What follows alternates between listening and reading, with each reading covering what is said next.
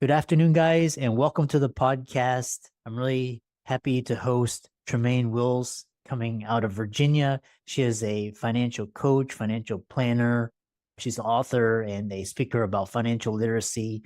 So if you are in the audience and have questions about debt, how to pay it off, investing, budgets, today's guest, Tremaine, is all about that. And I'm really happy to have her on to pick her brain and add value to the audience. So, Tremaine, welcome. Thank you so much for having me. Yeah. Briefly introduce yourself and we'll dive into the work that you do.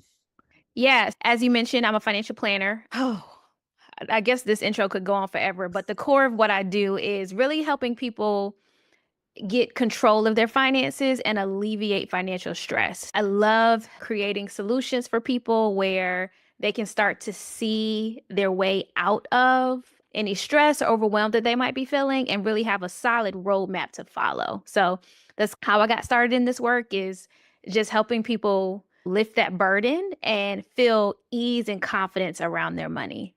Oh, interesting. And starting it out, what's the number one problem people come to you for? Is it taxes or investment or savings? And how do you help them with that problem?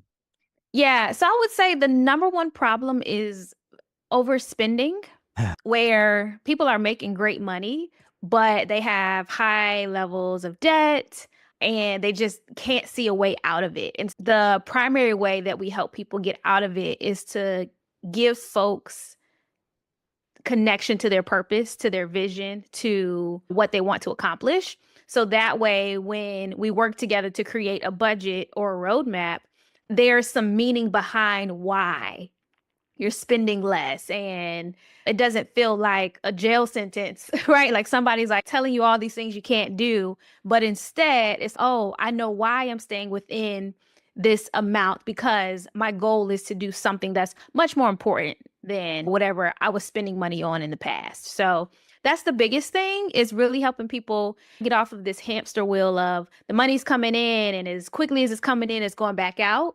But instead, really assigning jobs to those dollars Uh-huh. so they can reach whatever goals they have for their life. Uh-huh. Interesting. And the conversation can go so many different directions. I try to make it a niche, and a lot of what I've talked to a lot of financial planners, some of them focus on minorities, or some of them focus on the no children. I think they call them the dinks, dual hmm income, no children. So what are you do certain people come to you, and what sort of problems do they struggle with for the audience? Yeah, so I work with a lot of entrepreneurs. So people who are business owners that they got big vision, but they may not truly understand how to make the financials work for where they want to go.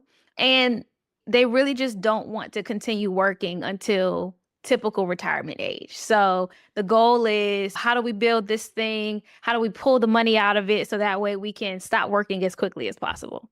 Interesting.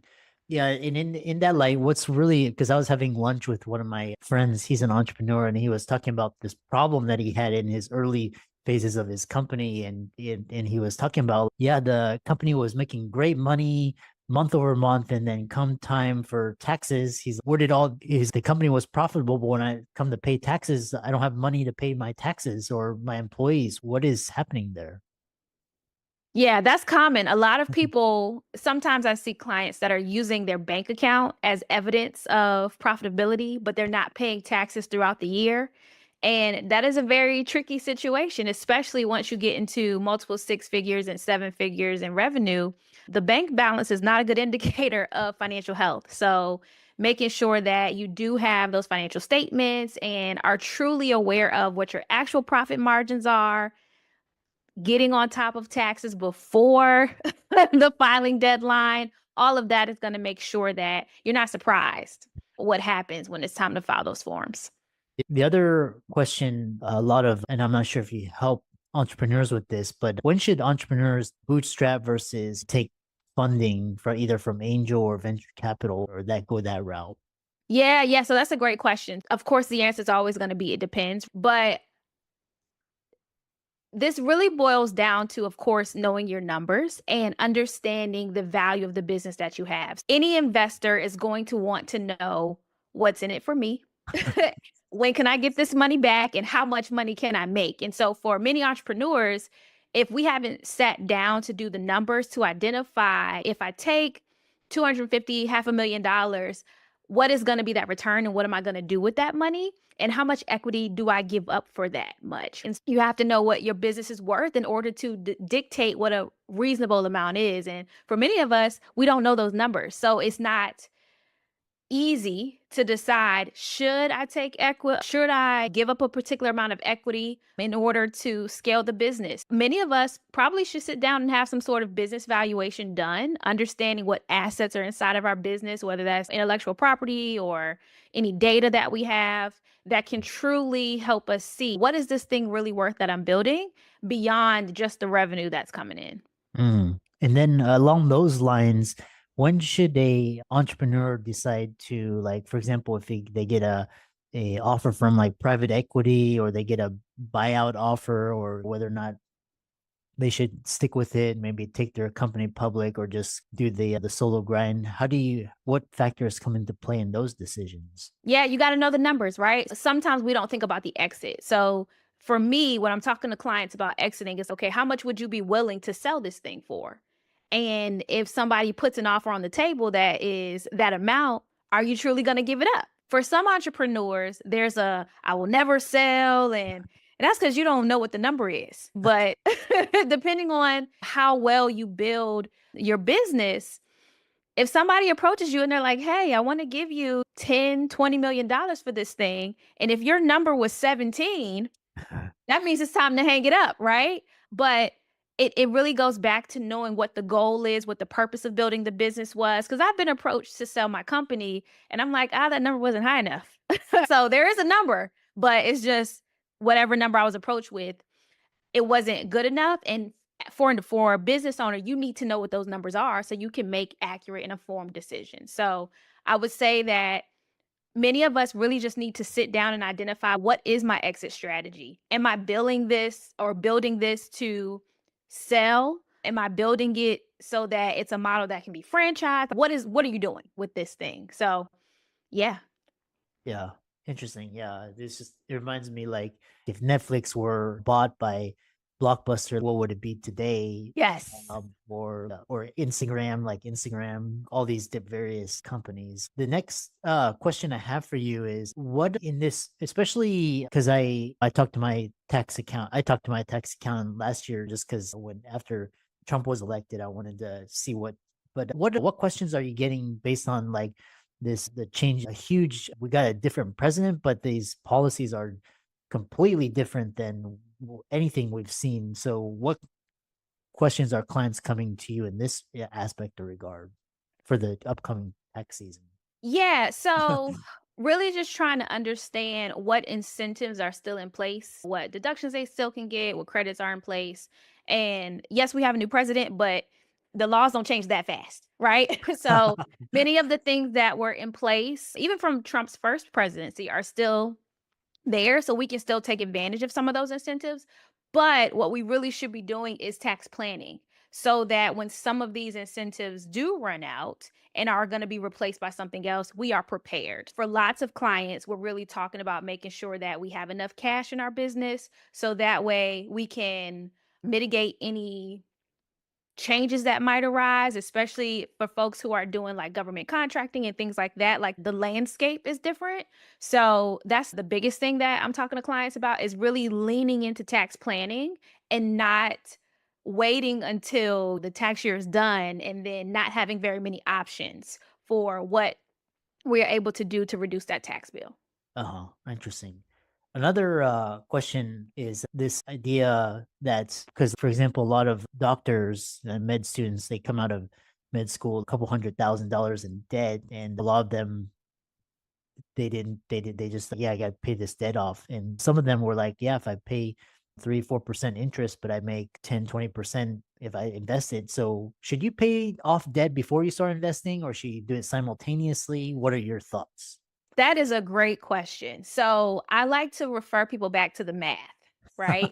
If the interest is only even 6 or 7%, if I can make 10%, then I'm going to put my money where I can make 10%, right? So it all goes back to the type of debt that we have and the interest rate on the debt. So when we're working with clients and we're building the debt payoff strategy, there are some debts that we are going to say, hey, you need to attack this aggressively, right? Your credit cards, your personal loans, anything that got double digit interest, we're going to pay that off quickly. But we're not going to neglect investing. Everybody should be investing along the way. Just how much capital you have available to do that is going to be limited because you have a debt service. We are always telling clients, invest, right? But how aggressive you can be is dictated by what kind of debt you have. Our answer is you got to do both. But in the approach, we're being strategic about what do the numbers say? Not how your feelings and oh, I don't want to owe anybody anything. If that interest is 5%, you better hang on to that. You hang on to that debt and you invest the rest so that you can get that higher return. Because the thing about investing in this is time is our friend so that the interest can compound and we can accumulate that wealth. But if you delay until you are completely debt free, depending on what that balance is, and if we're talking about owing hundreds of thousands of dollars, that could be years Mhm. before you're actually in a position to really start investing. So, our advice is do both and prioritize that higher interest debt to get that paid off faster. But if it's low, hang on to that and take advantage of the leverage. Yeah. I'm the same camp, and I wrote an article, and it's amazing how differently the physician community thinks. Because and I think it's just like this risk aversion, but Yeah.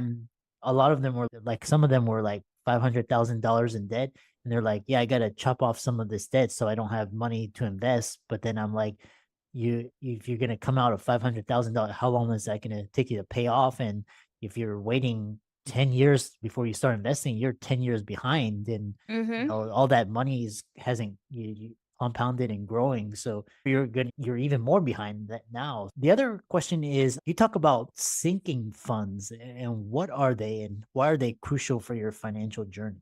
Yeah. So sinking funds are a strategy to address expenses that are not monthly or frequent. And so when you are building out a budget, oftentimes most people are paid either biweekly, twice a month, or once a month. And that's typically how our bills are coming as well. But if we have an opportunity to pay something like property taxes or even to get our insurance at an annual rate, oftentimes we can save money if we pay it annually instead of monthly.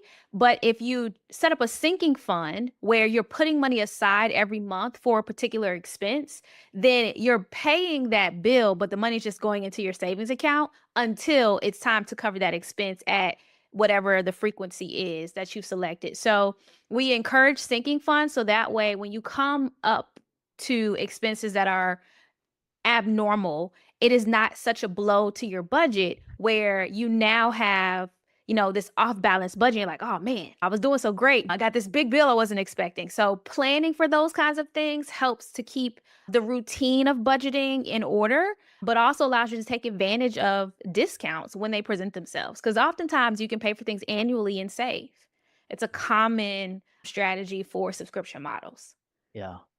Yeah, and that probably and that answers the question why my colleague, basically, he didn't have a sinking fund. He was basically money in, money out. And then so by the time like big expenses like taxes or things like that, he was like, where did all the money go? We're profitable. And I know people that hedge because every year everything gets more and more expensive. So they have a investment fund, where they invest in the equities so that when they have to pay it, they still come out with a profit. Something to think about. How can people learn more about you and reach out to you and connect with you? Yeah, so I'm like Visa, I'm everywhere on social media. My handle is at Tremaine Wills. And then if you'd like to know what services we offer, you can visit us at www.mindovermoney.net. Yeah, excellent. And thanks so much for coming on and sharing your wisdom and expertise. And keep up the great work. Yeah, thanks for having me.